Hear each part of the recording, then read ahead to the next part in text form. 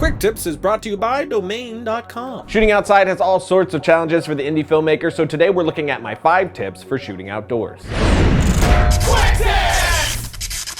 There are plenty of pluses to shooting outside: better light if you don't have any gear, cool locations that you can get in and out of quickly, and more. But it comes with a lot of extra challenges, so let's jump into my 5 tips for better shooting outside. Tip number 1, always have some sort of wind protection for your mic.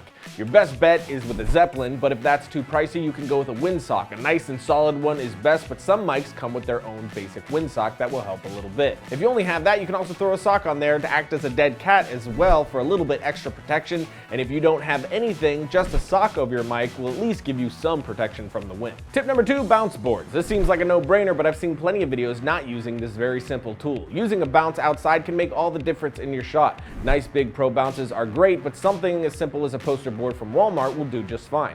And if you don't have anything at all, just throw a white shirt or pillowcase over something rigid, and there you go. Tip number 3, ND filters, which are basically sunglasses for your camera. Screw it onto the front, drop it into your matte box, or just flip a dial on your camera if it's built into it, like I have with my C100.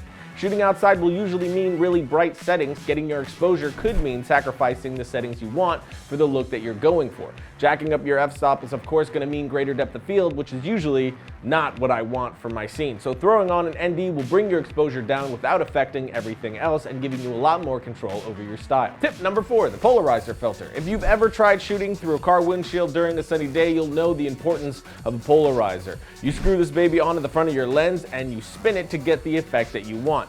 What it'll do is take the glare reflection out of glass, water, or other surfaces, helping to maintain detail and saturation. If the sky's too blown out, spin it and get a better blue. Same with grass. But most importantly, if you want to shoot through glass like a car windshield, you have that nasty reflection going on, give it a spin until you have the look that you were hoping for.